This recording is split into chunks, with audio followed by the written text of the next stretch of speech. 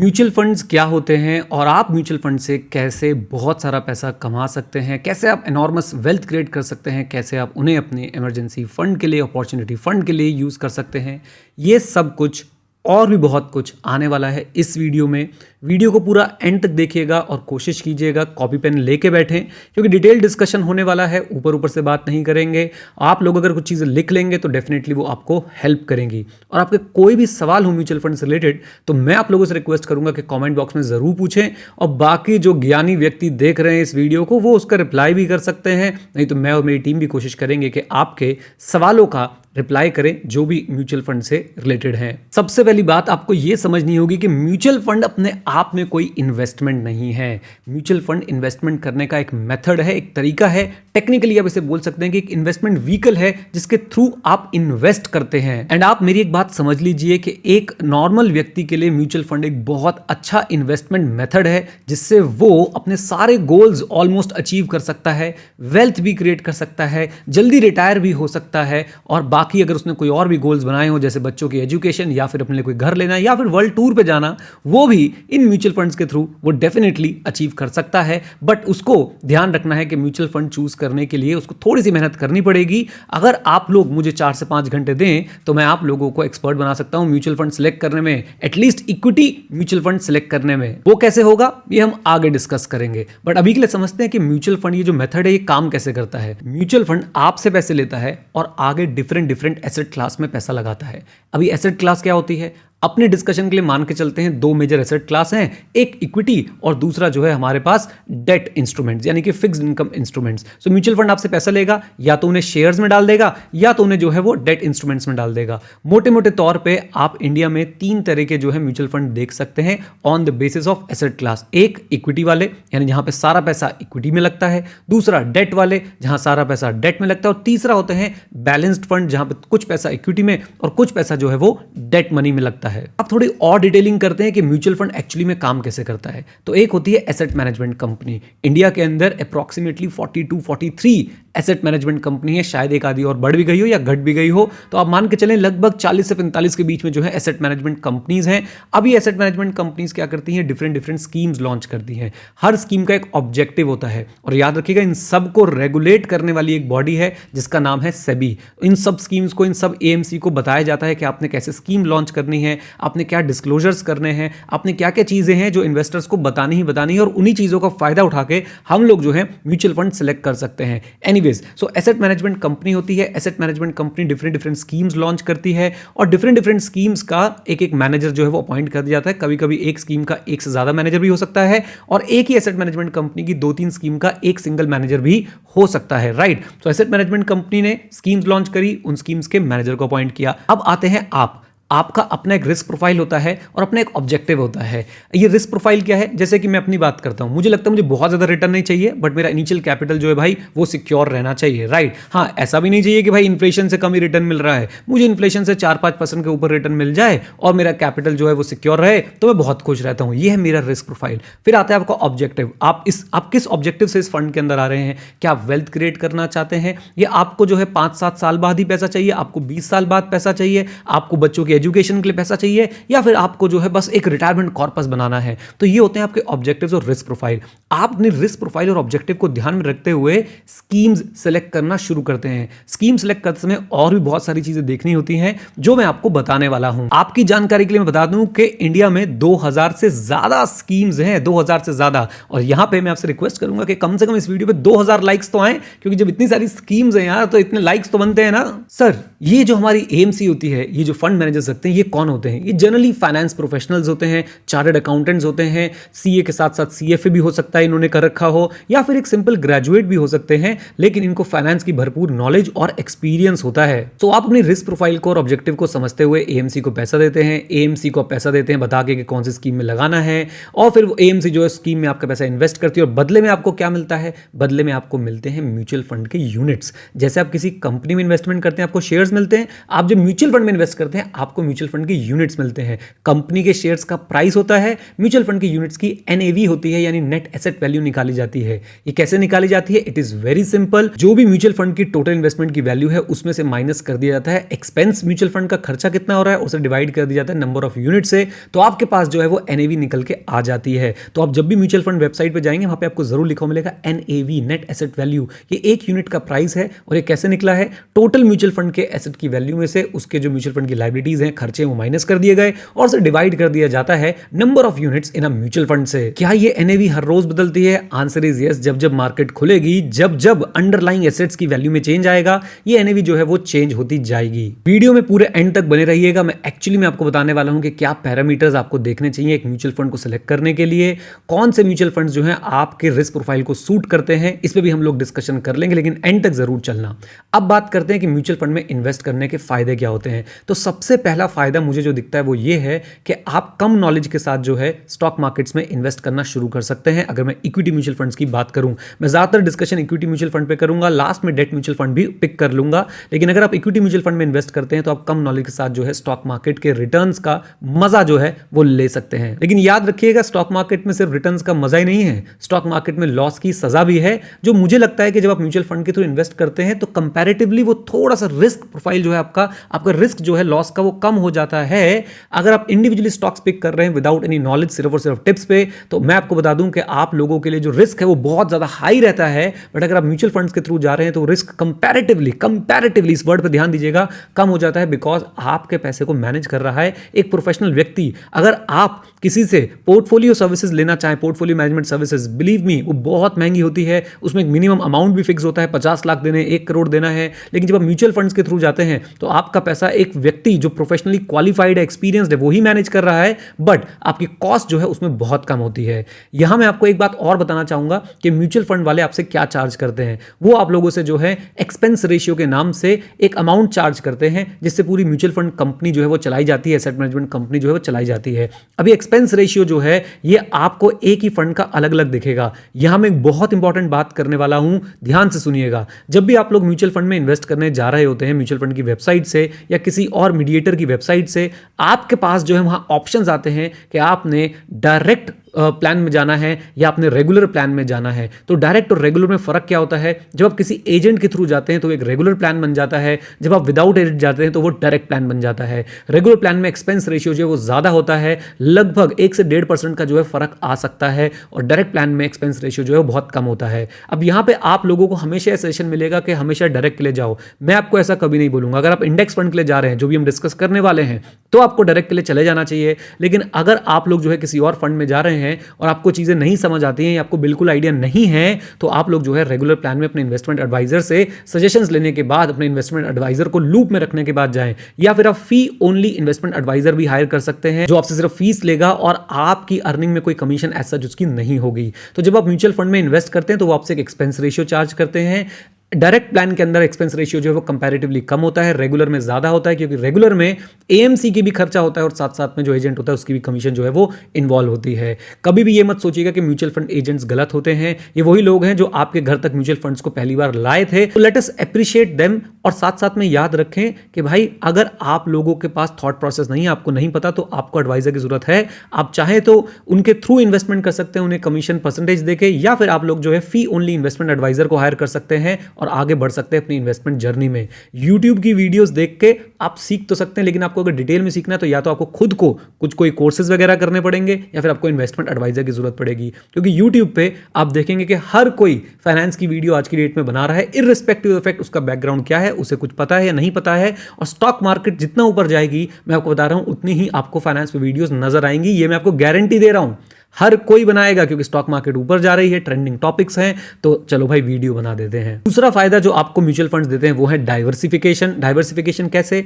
आप लोग जब पोर्टफोलियो बनाते हैं, आपने सुना तो होगा कि अपने सारे अंडे जो है एक ही टोकरी में नहीं डालने चाहिए, क्योंकि जिस दिन टोकरी गिरेगी सारे अंडे फूट जाएंगे और सारे के सारे अंडे खत्म हो जाएंगे। और अगर आप लोग प्रॉपरली डाइवर्सिफाई करें, यानी कि आप एक कंपनी के शेयर ना खरीद के बहुत सारी अच्छी कंपनीज के शेयर खरीदें, तो आपका रिस्क जो है वो बैलेंस्ड रहता है, मैनेज रहता है। यहां पर एक फायदा आपको और मैं बता देता हूं म्यूचुअल फंड्स का कि अगर आप एमआरएफ के शेयर का प्राइस देखें या फिर आप पेज इंडस्ट्रीज के शेयर का प्राइस देखें जो लगभग जो है 32,000 के आसपास होगा। अगर मैं आज आपको बोलूं एक शेयर खरीद लो तो हम में से बहुत लोगों के पास इतने पैसे नहीं होंगे कि वो पेज इंडस्ट्रीज का एक भी शेयर खरीद पाए। लेकिन जब आप म्यूचुअल फंड के थ्रू इन्वेस्ट करते हैं तो एएमसी पेज इंडस्ट्रीज के बहुत सारे शेयर्स खरीद सकती है और आपको उसमें आपका हिस्सा मिल सकता है। ये एक बहुत बड़ा फायदा है कि आप लोग बड़ी बड़ी कंपनी के शेयर्स जो जनरली बड़े बड़े प्राइस पे मिल रहे होते हैं और वो अफोर्डेबल नहीं होते हैं, आप उनको भी जो है वो अफोर्ड कर सकते हैं। आपसे यहां पे एक सवाल पूछता हूं, बर्कशायर हैथवे का नाम सुना है? उसके एक शेयर का प्राइस जरा मुझे नीचे कमेंट बॉक्स में बताइएगा रुपी टर्म के अंदर। और अच्छा म्यूचुअल फंड कैसे चूज करते हैं मैंने आपको बताया था कि आप लोग जो है अगर मुझे 5 से 6 घंटे दें, 7-8 घंटे दे दें तो मैं आपको पक्का सिखा सकता हूं अच्छे तरीके से कि कैसे जो है आप इक्विटी म्यूचुअल फंड चूज कर सकते हैं। उसके लिए हमने कोर्स बना रखा है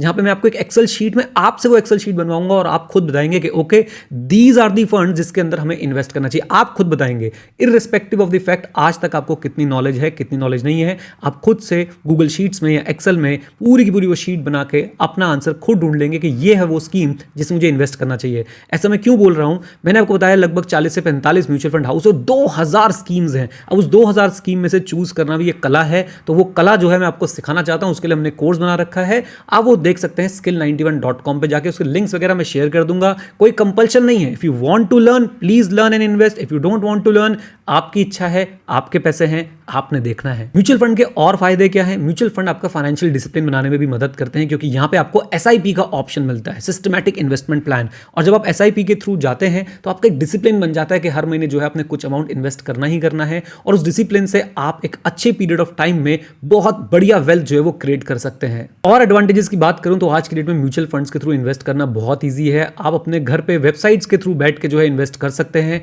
आप डायरेक्टली एएमसी की वेबसाइट पे भी जा सकते हैं या फिर बहुत सारी और ऐसी एप्स आती हैं जिनके थ्रू आप इन्वेस्ट कर सकते हैं। मेरी पर्सनल प्रेफरेंस हमेशा रहती है कि मैं डायरेक्टली एएमसी की वेबसाइट से जाके जो है वो इन्वेस्ट करूं क्योंकि जब ये एप्स वगैरह बीच में आती हैं तो आज ये क्या कर रही हैं और आज से 5 साल बाद ये क्या करेंगे हमको नहीं पता। मुझे हमेशा लगता है कि भाई इन्वेस्ट करो, अगर म्यूचुअल फंड में कर रहे हो तो डायरेक्ट एएमसी के थ्रू करो, वो ज्यादा सही रहा है। म्यूचुअल फंड्स के थ्रू आप टैक्स भी सेव कर सकते हैं। मुझे लगता है अभी आप लोगों के इनकम पे टैक्स लगता नहीं होगा, लेकिन जब लगेगा तो बहुत दर्द होता है और उस दर्द को कम कर सकते हैं आपके म्यूचुअल फंड्स। बहुत सारी ऐसी स्कीम्स है जिन्हें हम टैक्स सेवर स्कीम्स बोलते हैं, उन पे आप लोगों को जो है अंडर सेक्शन 80C डिडक्शन मिल सकती है। 80C में मैक्सिमम डिडक्शन आप 1.5 लाख रुपए की ले सकते हैं। वो एक इंडिविजुअल चॉइस होती है कि आप उसको पीपीएफ के लिए, सुकन्या समृद्धि स्कीम के लिए, depending upon whether you have a girl child और नॉट, या फिर आप लोग जो है म्यूचुअल फंड्स के लिए यूज कर रहे हैं, या और बहुत सारे ऑप्शंस होते हैं जैसे कि बच्चों की ट्यूशन फीस एटसेट्रा। सो वहां पे मैं बोलूंगा कि इसको बहुत बड़ा पॉइंट तो नहीं मानूंगा, लेकिन यस कुछ लोगों के पास जिनके पास भाई टैक्स सेविंग ऑप्शंस की कमी होती है या वो टैक्स सेविंग ऑप्शंस को भी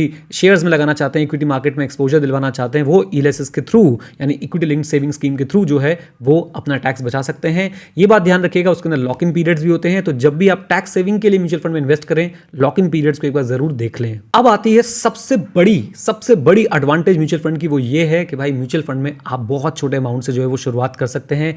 500 रुपीज पर मंथ भी जो है आप लोग इन्वेस्ट करना शुरू कर सकते हैं, उसको कंटिन्यू रख सकते हैं। और ये बहुत ज्यादा फ्लेक्सिबल भी है, यानी कि आप आज आप जो है 500 महीना डिपॉजिट कर सकते थे, कल आपको लगता है आप 1000 कर सकते हो, 1500 कर सकते हो, 2000 कर सकते हो, 20,000, 25,000, 1 लाख रुपए महीना आप डिपॉजिट कर सकते हो। प्लीज गो फॉर इट, ये हाईली फ्लेक्सिबल है। आप उसी स्कीम में जो है अपनी एसआईपी को जो है वो टॉपअप करा सकते हैं या फिर आप एक दूसरी एसआईपी जो है वो शुरू कर सकते हैं, डिपेंडिंग अपॉन आपके इनकम की सर्टेनिटी और आपके इनकम के रिसोर्सेज क्या है। एक सवाल बार बार मुझसे पूछा जाता है, सर हम डायरेक्टली स्टॉक में इन्वेस्ट ना कर लें? देखो भाई, डायरेक्टली स्टॉक में इन्वेस्ट करने के लिए बहुत रिसर्च चाहिए होता है। सिर्फ और सिर्फ कुछ वेबसाइट या कुछ न्यूज चैनल पर सुन के मैं कभी स्टॉक्स में इन्वेस्ट नहीं करता हूं। मेरे अगर पोर्टफोलियो की बात करें तो 10 से 15 कोर स्टॉक्स होंगे और 10 से 15 कोर स्टॉक्स भाई रिसर्च करने में मुझे 2 से 3 साल लग गए हैं। आई एम रियली सॉरी, मैं थोड़ा सा स्लो हूं, और क्योंकि मुझे भाई एक स्टॉक को पढ़ने में 2-2, 3-3 महीने लग जाते हैं। अगर मैं 2-2 स्टॉक्स को पढ़ रहा हूं तो अगेन मुझे 3-3, 4-4 महीने चाहिए 2 स्टॉक्स को एक साथ एनालाइज करने में। मुझे ऐसा लगता है कि स्टॉक्स एनालाइज करना एक टफ जॉब है, एक बड़ा काम है। आपको इंडस्ट्री को समझना है, कंपनी को समझना है, कॉम्पिटिशन को समझना है और बहुत सारा रिसर्च और करना है। म्यूचुअल फंड्स कंपैरेटिवली ईजी है उन लोगों के लिए जिनके पास समय की कमी है, जो बहुत ज्यादा डिटेल में नहीं जाना चाहते, लेकिन फिर भी ऐसा नहीं है कि म्यूचुअल फंड में बिना नॉलेज के आप इन्वेस्ट कर सकते हैं। It is not the case at all. आपको थोड़ी बहुत बातें पता होनी चाहिए। इसी वीडियो में आगे बताने वालों वो पैरामीटर्स, जिन पैरामीटर्स को देखते हुए आपको म्यूचुअल फंड्स के अंदर इन्वेस्टमेंट करनी चाहिए। और मैं आपको एक बार फिर से मोटिवेट करूंगा, if you want to learn, we have the mutual fund club, we have a club how to get rich with mutual funds. जरूर ज्वाइन करें, बहुत कम इन्वेस्टमेंट है और इन्वेस्टमेंट के बाद आप लोगों का रिटर्न जो है वो बहुत जबरदस्त है। अब बात करते हैं म्यूचुअल फंड्स कितना रिटर्न दे देते हैं। तो ये एक ना मतलब मैं बोलूंगा ये छल वाली स्थिति है। अगर आप पिछले 1 साल का रिटर्न देखेंगे तो बहुत सारे म्यूचुअल फंड का रिटर्न 70%, 80%, 100% के ऊपर भी दिख रहा होगा, बट ऐसा नहीं है भाई। आपको मैं बताता हूँ एक अच्छा रिटर्न जो है वो होता है 12 से 16% के बीच में। अगर आपको कोई म्यूचुअल फंड रिटर्न दे रहा है, बिलीव मी गाइज, आप चैंपियन है। और ये रिटर्न बात कर रहा हूँ सस्टेनेबल रिटर्न होना चाहिए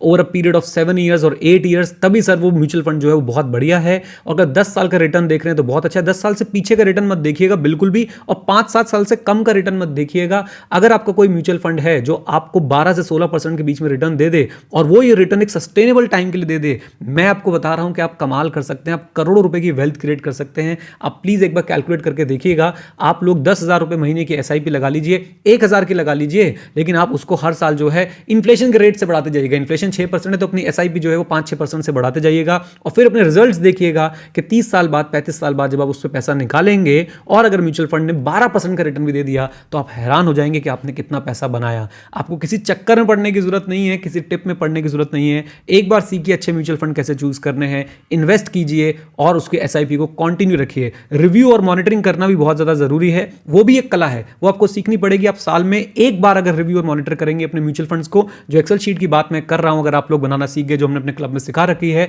तो आपने उसी एक्सेल शीट से जो है हर साल उसे रिव्यू करना है और उसके बाद आपने डिसाइड कर लेना है कि भाई इस म्यूचुअल फंड में रहना है या नहीं रहना है। वैसे मैं आपको एक बात बताता हूं कि जब भी आप म्यूचुअल फंड में इन्वेस्ट करते हैं तो आप हमेशा टाइम होराइजन अपना 7 से 10 साल के बीच में रखिए, मिनिमम 7 साल, और मैक्सिमम की खैर कोई लिमिट नहीं है, लेकिन मिनिमम आप 7 साल तो रखिए। मैं इक्विटी म्यूचुअल फंड्स की इस समय जो है वो बात कर रहा हूं, जब मैं इन्वेस्टमेंट होराइजन आपको बता रहा था। क्या म्यूचुअल फंड के रिटर्न्स बिल्कुल सर्टेन होते हैं? आंसर इज नो, ऐसा कुछ नहीं है, कोई पक्की गारंटी नहीं है, लॉसेस भी हो सकते हैं, बट सोच समझ के चूज करेंगे तो डेफिनेटली आपकी वेल्थ क्रिएट हो सकती है। इवन डेट फंड्स में भी ऐसा कभी मत सोचिएगा कि भाई हमारे रिटर्न्स जो है वो 100% गारंटीड है। 100% गारंटीड जैसी कोई चीज नहीं होती इस दुनिया में। मैं आपको बता दूं एफडी पे भी 100% गारंटीड कुछ नहीं है। हो सकता है आपके फंड्स अटक जाएं, बस उसके चांसेस जो है वो बहुत कम होते हैं। रिस्क इज ऑलवेज देयर, बस वो ज्यादा है या कम है ये हमें देखना पड़ता है। सर आपने म्यूचुअल फंड की इतनी सारी एडवांटेजेस बता दी, अब एक डिसएडवांटेज ही बता दो। डिसएडवांटेज ये है कि आप लोग जो है मैनेजर की नॉलेज पे दाव लगा रहे हो। आप जब भी स्टॉक मार्केट में इन्वेस्ट करते हो तो आप मार्केट रिस्क तो लेते हो, लेकिन जब आप एक्टिव म्यूचुअल फंड के अंदर इन्वेस्ट करते हो, एक्टिव म्यूचुअल फंड वो जिसे एक मैनेजर मैनेज कर रहा होता है, मैनेजर के थॉट पे जो है वो आगे इन्वेस्टमेंट कर रहा होता है। तो जब आप एक एक्टिव म्यूचुअल फंड में इन्वेस्ट करते हो, आप बेसिकली मैनेजर की थॉट प्रोसेस पे भी इन्वेस्ट कर रहे हो, आप मैनेजर रिस्क भी ले रहे हो, मार्केट रिस्क के साथ साथ आप मैनेजर रिस्क भी ले रहे हो। इस डिसएडवांटेज को खत्म करने के लिए आते हैं हमारे पैसिव फंड। इक्विटी फंड का एक टाइप है पैसिव फंड, इनको आप लोग इंडेक्स फंड के नाम से भी जानते हैं। ये फंड्स क्या करते हैं? ये फंड्स रेप्लिकेट करते हैं, यानी कि ये फंड्स मिमिक करते हैं, ये फंड्स कॉपी करते हैं। किसको? एक पर्टिकुलर इंडेक्स को। इंडेक्स क्या है? Index is a tool for measurement of change. अगर स्टॉक मार्केट के इंडेक्स की बात करें तो stock market index measures the change in the stock market. Stock market का एक फेमस इंडेक्स है निफ्टी 50। निफ्टी 50 क्या करता है? निफ्टी 50 जो है टॉप 50 कंपनीज को, जो कि मार्केट कैप क्या होती है? Number of shares multiplied by market value of that share, right? Number of shares multiplied by market value of that share वो निकालते हैं, और ऐसी टॉप 50 कंपनीज को मिला के हमने एक इंडेक्स बना रखा है निफ्टी 50। अब आपका एक इंडेक्स फंड होगा जिसे हम पैसिव म्यूचुअल फंड बोलेंगे। तो इंडेक्स फंड क्या करता होगा? निफ्टी 50 के कंपोनेंट्स को कॉपी करेगा, निफ्टी 50 के शेयर्स को कॉपी करेगा और उन शेयर्स में उन्हीं प्रोपोर्शन में जो है इन्वेस्ट कर देगा। फॉर एग्जांपल निफ्टी 50 में एक शेयर है एक्स में जो है निफ्टी 50 का 15% रिप्रेजेंट होता है, तो आपका इंडेक्स फंड भी एक्स कंपनी में अपना 15% पैसा डाल के रखेगा। एक बात मैं आपको बता दूं कि जब आप इंडेक्स फंड को देख रहे होते हैं तो बहुत सारे फायदे मिलते हैं। एक्सपेंस रेशियो कम होता है, ए। बी, मैनेजर रिस्क नहीं होता है। सी, आप लोगों का रिटर्न जो है वो ऑलमोस्ट अगर आप देखेंगे तो जो लार्ज कैप फंड्स होते हैं, लार्ज कैप फंड्स क्या होते हैं थोड़ा डिटेल हो जाएगा, बट जो फंड्स होते हैं लार्ज कैप फंड्स जिन्हें बोलते हैं हम, उनके बराबर आपको आसपास जो है वो रिटर्न मिल जाएगा। ये बहुत ही कमाल की चीज है, और अगर आप लोगों को बहुत ही कम नॉलेज के साथ इन्वेस्टमेंट शुरू करनी है तो आप लोग इंडेक्स फंड को जरूर कंसिडर कर सकते हैं। यहां मैं एक बात फिर से बता दूं भाई, मैं कोई सेबी रजिस्टर्ड पर्सन नहीं हूं, मैं कोई एडवाइजर नहीं हूं, मैं सिर्फ आपकी एजुकेशनल और नॉलेज पर्पस के लिए आप तक ये बातें जो है वो पहुंचा रहा हूं, राइट? सो इंडेक्स फंड में जब आप इन्वेस्ट करते हैं, आप पे मार्केट रिस्क तो रहेगा ही कि भाई स्टॉक मार्केट ऊपर नीचे होगी तो ये भी ऊपर नीचे होगा, लेकिन मैनेजर रिस्क जो है वो नहीं रहेगा। इंडेक्स फंड का डिसएडवांटेज जनरली लोग बाग ये बताते हैं कि इसके रिटर्न्स जो है वो कंपैरेटिवली बाकी म्यूचुअल फंड से कम होते हैं। डेफिनेटली आपके ऑब्जेक्टिव के हिसाब से म्यूचुअल फंड चूज करते हैं। अगर आप एक स्मॉल कैप फंड की बात करें जो कि छोटी कंपनीज में इन्वेस्ट करता है, जिनके ग्रोथ के चांसेस ज्यादा होते हैं, वहां पे रिटर्न ऑब्वियसली ज्यादा होंगे, लेकिन वहां रिस्क भी ज्यादा होता है। जब आप लार्ज कैप में इन्वेस्ट करते हैं जहां पे बड़ी कंपनीज होती हैं जो पहले से बहुत बड़ी हो चुकी हैं, वहां पे रिटर्न लिमिटेड होते हैं और उनको आराम से से इंडेक्स फंड जो है वो मैच करने की कोशिश करता रहता है, लगभग उसके आसपास पहुंच जाता है। बट आपको एक खास बात याद रखनी है कि इंडेक्स फंड का एक्सपेंस रेशियो जो है वो बहुत ज़्यादा कम होता है, तो वो ऑलमोस्ट मैच कर ही जाता है लार्ज कैप फंड्स के रिटर्न को। आपने देखा होगा मैं कितना एक्साइटेड हूं इंडेक्स फंड के बारे में बात करते हुए, क्योंकि ये मेरा फेवरेट वे है to enter into stock market. मैंने भी ऐसी एंट्री ली थी और आज भी मेरी बहुत अच्छी इन्वेस्टमेंट है इंडेक्स फंड्स के अंदर और वो बहुत अच्छा रिटर्न मुझे दे रही है। क्या मैं एक्टिवली मैनेज म्यूचुअल फंड्स में इन्वेस्ट करता हूं? Answer is yes. मैंने अच्छा खासा अमाउंट जो है वो जनरेट किया है actively plus passively manage mutual fund से, और मैं चाहता हूं कि आप लोग भी करें, तभी मैं आप लोगों के साथ जो है ज्ञान पूरा का पूरा शेयर कर रहा हूं। अब बात करते हैं कि आप एक इक्विटी म्यूचुअल फंड को शॉर्टलिस्ट कैसे कर सकते हैं। तो ये बहुत इंपॉर्टेंट होने वाला है। अगर आप यहां तक पहुंचे तो डेफिनेटली आप सीखना चाहते हैं, आप इन्वेस्ट करना चाहते हैं। पोर्टफोलियो टर्नओवर रेशियो देखते हैं कि कितना पोर्टफोलियो में चेंज लाया जाता है, जितना कम हो उतना अच्छा है। एक्सपेंस रेशियो देखते हैं, जितना कम हो उतना अच्छा है। इसके साथ साथ आप जब रिटर्न्स देखने बैठते हैं तो कम से कम मैंने आपको बताया कि 7-8 साल से ज़्यादा के रिटर्न देखिएगा और 7-8 साल से कम के रिटर्न मत देखिएगा, लेकिन 10-11 साल से ऊपर भी मत जाइएगा, क्योंकि वो रिटर्न जो है वो छल हो सकते हैं। इस बात को याद रखना है आपने।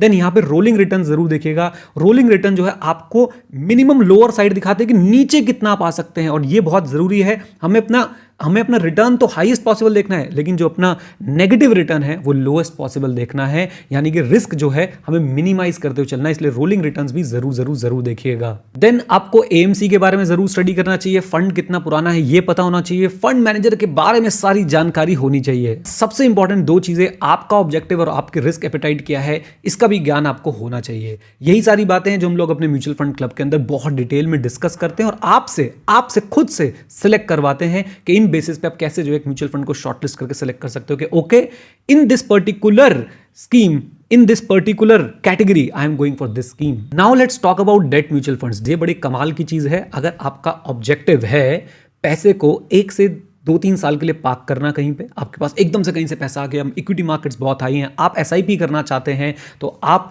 प्लीज डायरेक्टली लंप सम में पैसा इन्वेस्ट मत कीजिए म्यूचुअल फंड के अंदर, एक साथ सारे पैसे मत डालिए। आप इन डेट फंड्स को यूटिलाइज कर सकते हैं अपने पैसे को पार्क करने के लिए। दूसरी बात, अपॉर्चुनिटी फंड। पैसा अभी मार्केट जो है बहुत हाई है, आपके पास पैसा आए जा रहा है, this is not the right time to invest बहुत सारा पैसा एकदम से इन इक्विटी मार्केट्स। तो आप उस पैसे को अपॉर्चुनिटी फंड बना के रख सकते हैं, यानी जब कोई ऐसा इवेंट आएगा, वन ऑफ इवेंट आएगा जहां पे मार्केट बहुत ज्यादा नीचे जाएगी, तो हम अचानक से आएंगे और अपने सारे पैसे को निकाल के यहाँ पे इन्वेस्ट करेंगे। याद रखिए, मैं मार्केट को टाइम करने की सलाह बिल्कुल नहीं दे रहा हूं। स्टैगर्ड फॉर्म में आपकी इन्वेस्टमेंट जो है वो चलती रहने चाहिए। बस आपके पास कुछ फंड्स हमेशा जरूर रहने चाहिए अवेलेबल, जिनको आप निकालें कब, जब बड़ी जबरदस्त अपॉर्चुनिटी मार्केट में आए, उसी को बोलता हूं मैं अपॉर्चुनिटी फंड। ओके, कई लोग डेट फंड्स को जो है एफडी के ऑल्टरनेटिव भी लेते हैं। इसका फायदा मैं आपको बता देता हूं, एफडी पे जो है वो टैक्स नॉर्मल स्लैब रेट पे लगता है और इंडेक्सेशन का बेनिफिट नहीं मिलता है। लेकिन डेट म्यूचुअल फंड्स अगर आपके पास हैं तो वो आपको अप्रोक्सीमेटली बोल रहा हूं, कोई यहां पे गारंटी नहीं होती है, वो अप्रोक्सीमेटली आपको जो है एफडी के बराबर का रिटर्न देने की हिम्मत रखते हैं, और साथ साथ में आपको जो है टैक्स रेट फ्लैट 20%, साथ में इंडेक्सेशन का बेनिफिट भी मिल जाता है। अगर मैं बात करूं सीनियर सिटीजन की, तो सीनियर सिटीजन डेट फंड को जो है एक रेगुलर इनकम इनफ्लो के लिए जो है वो यूज कर सकते हैं, यानी कि बहुत सारा पैसा उनके पास जो उनका रिटायरमेंट कॉर्पस था वहां पे डाल सकते हैं और वहां पे जो है रेगुलर इनकम वहां से कर सकते हैं। एक खास बात मैं आपको साथ और शेयर कर दूं कि भाई म्यूचुअल फंड से पैसा कमाया कैसे जाता है। तो जब आप म्यूचुअल फंड में इन्वेस्ट करते हैं, आपके पास 2 ऑप्शन होते हैं। एक होता है आपके पास ग्रोथ ऑप्शन, एक आपके पास होता है कि भैया रेगुलर इनकम मेरे पास आ जाए। तो आपकी एज अगर बहुत कम है तो रेगुलर इनकम का आप क्या करेंगे, आप लोगों को हमेशा ग्रोथ ऑप्शन के लिए जाना चाहिए, जहां पे आपका कैपिटल एप्रिसिएशन होता है। फॉर एग्जांपल, एक म्यूचुअल फंड स्कीम ने 10 कंपनीज के अंदर जो है पैसा डाला था। अब उन 10 कंपनीज के जो है शेयर के प्राइस बढ़ रहे हैं। आपको पता है कंपनी के शेयर के प्राइस क्यों बढ़ रहे हैं? क्योंकि इन कंपनी के रेवेन्यू, कंपनी की ग्रोथ हो रही है, कंपनी की जो है प्रॉफिट परसेंटेज जो है वो बढ़ रही है, कंपनी के प्रॉफिट का अमाउंट जो है वो बढ़ रहा है। अल्टीमेटली कंपनी की अर्निंग्स जो है वो जबरदस्त तरीके से बढ़ रही है। तो जैसे जैसे कंपनी की अर्निंग बढ़ेगी, कंपनी का स्टॉक प्राइस बढ़ेगा, कंपनी का स्टॉक प्राइस बढ़ेगा। इस म्यूचुअल फंड ने उस कंपनी में इन्वेस्ट कर रखा है, इस म्यूचुअल फंड ने उसमें इन्वेस्ट कर रखा है, तो भाई यहां पे जो है एक फायदा और होगा, और वो ये है कि इस म्यूचुअल फंड का भी एनएवी जो है वो बढ़ेगा, यानी आपका कैपिटल एप्रिशिएट होगा। तो या तो आप लोग जो है अपना एप्रिसिएशन हर महीने बाहर निकाल सकते हैं, या आप उस एप्रिसिएशन को री इन्वेस्ट कर सकते हैं। आपके पास और यूनिट्स आ जाएंगे और फिर वो एप्रिशिएट होते होते बहुत सारे यूनिट्स बनते चले जाएंगे और लास्ट में आपको जो है कैपिटल गेन्स होंगे। अब ये भी बात कर लेते हैं कि म्यूचुअल फंड्स को बेचना कब है। तो अभी शॉर्ट में बताता हूँ, इसमें समय लगा तो बहुत बड़ी वीडियो बना दूंगा। म्यूचुअल फंड्स को बेचने के लिए आप लोगों ने क्या करना है, म्यूचुअल फंड्स को बेचने के लिए आप लोगों ने जो है म्यूचुअल फंड्स को उन्हीं पैरामीटर्स पे हमेशा इवैल्यूएट करते रहना है हर एक साल बाद। फॉर एग्जाम्पल फंड मैनेजर जो है बहुत जल्दी चेंज हो रहे हैं। फॉर एग्जाम्पल म्यूचुअल फंड की जो है फिलॉसफी, नंबर ऑफ स्टॉक्स पहले वो बहुत कम रखता था, अचानक से उसने बहुत ज़्यादा बढ़ा दी है, चर्निंग बहुत ज़्यादा कर रहा है, पोर्टफोलियो टर्नओवर रेशियो बहुत ज़्यादा है, तो आप म्यूचुअल फंड्स को बेच सकते हैं। और बेचने के भी तरीके हैं। आप डायरेक्टली चाहें तो सारे के सारे यूनिट्स एक साथ बेच सकते हैं, जो मैं कभी सजेस्ट नहीं करूंगा। आप चाहें तो एक काम कर सकते हैं, आप एक सिस्टमैटिक विड्रॉल प्लान बना सकते हैं, आप एक स्कीम से दूसरी स्कीम में शिफ्ट हो सकते हैं। मैं ये सजेस्ट करता हूं तभी जब आपको कुछ नेगेटिविटी नजर आए अपने पैरामीटर्स पे। अगर कुछ नेगेटिव नजर नहीं आ रहा है, प्लीज बने रहिए, मत बेचिए, क्योंकि उससे आपकी कंपाउंडिंग रुकती है, टैक्सेशन रुकता है। और बेचने के बाद जो आपके पास पैसा है उसे डेफिनेटली आप लोगों को या तो अपने गोल के लिए यूज करना है, या फिर आपने जो है उसे आगे जरूर इन्वेस्ट कर देना है। अगर आपके गोल्स अचीव हो चुके हैं, वेरी गुड, लेकिन अगर गोल्स अचीव नहीं हुए तो इसे आगे स्कीम में इन्वेस्ट कीजिए, जल्दी से जल्दी इन्वेस्ट कीजिए, ज्यादा से ज्यादा इन्वेस्ट कीजिए, अदरवाइज कंपाउंडिंग पे जो है वो ब्रेक लग जाएगा। अब जब बेचेंगे तो टैक्स भी लगेगा। टैक्स कितना लगता है मैं आपको बता देता हूं। इक्विटी म्यूचुअल फंड्स की अगर मैं बात करता हूं, मोटी मोटी बात करेंगे, इक्विटी म्यूचुअल फंड्स पे अगर मैं बात करता हूं, तो अगर शॉर्ट टर्म कैपिटल गेन हुआ, यानी आपने उन्हें 1 साल से पहले जो है बेच दिया, तो आपके ऊपर टैक्स लगेगा, और वो जो टैक्स है वो रहेगा आपका 15% का फ्लैट रेट। राइट, यहां पे आपको स्लैब लिमिट का बेनिफिट भी मिल जाएगा अगर कुछ बची हुई होगी तो। वैसे मैंने टैक्सेशन के ऊपर एक डिटेल्ड वीडियो बना रखी है, उसका लिंक मैं आपके साथ जरूर शेयर कर दूंगा। अगर आप इक्विटी म्यूचुअल फंड को 1 साल बाद बेचते हैं, यानी वो लॉन्ग टर्म हो चुके हैं, उस पर 10% का टैक्स लगता है, और उसमें एक बेनिफिट और मिलता है। वो बेनिफिट आप मुझे बताएंगे नीचे कमेंट में कमेंट करके, तो मुझे बहुत अच्छा लगेगा। राइट, डेट म्यूचुअल फंड्स की बात करते हैं। ये शॉर्ट टर्म कब होते हैं? अगर ये 3 साल तक आपके पास हैं, अप टू 3 इयर्स, तो ये शॉर्ट टर्म माने जाएंगे। इन पे स्लैब रेट्स लगते हैं, यानी कि जो नॉर्मल टैक्सेशन के रेट्स होते हैं वो लगते हैं। 3 साल बाद आप अगर इन्हें बेचते हैं तो इनके ऊपर जो है वो आपको बेनिफिट मिलता है। और बेनिफिट क्या होता है? वो बेनिफिट ये होता है कि एक तो फ्लैट 20% का रेट आ जाता है, और साथ साथ में आपकी कॉस्ट को इन्फ्लेट कर दिया जाता है। आपने अगर 100 रुपए का लिया था, तो 100 की वैल्यू को हम लोग इन्फ्लेट करके लाएंगे आज की वैल्यू पे, इसे बोलते हैं इंडेक्सेशन। तो इंडेक्सेशन का बेनिफिट मिल जाता है, उसके बाद आपके ऊपर जो है 20% का टैक्स रेट लगता है। राइट, तो टैक्सेशन भी बहुत सही है। टैक्सेशन में बहुत सारे पैसे बचा सकते हैं म्यूचुअल फंड्स में इन्वेस्ट करके। एटीसी का बेनिफिट तो मैंने वहां पे आपको बताया ही था। राइट, सो म्यूचुअल फंड पे आपको ये जानकारी कैसी लगी मुझे ज़रूर बताइएगा, और आपके पास कोई क्या क्या सवाल है वो मुझे ज़रूर कमेंट बॉक्स में कमेंट करके बताएं। मैं और वीडियोस भी लेके आऊँगा, ऐसी लेंदी वीडियोस लेके आऊँगा, क्योंकि यार कुछ बताना है ना तो बहुत डिटेल में जाना पड़ता है। राइट, और फिर से बोलूँगा, अगर आप लोग स्टॉक मार्केट से बारे में कुछ भी सीखना चाहते हैं, आप बेसिक सीखना चाहते हैं, वैल्यू इन्वेस्टिंग अप्रोच सीखना चाहते हैं, आप म्यूचुअल फंड सीखना चाहते हैं, डू विजिट skill91.com। आप यहाँ तक आए हो तो डेफिनेटली आप में एक वो चाह है सीखने की, तो मैं आपको बोलूँगा ज़रूर विजिट करें skill91.com और सीखें। राइट, चलिए, with this note, thank you very much, stay connected, stay head, जय हिंद। और हाँ मित्रों, सीखते रहें, क्योंकि सीखना बंद तो जीतना बंद। Bye bye and take care, God bless you.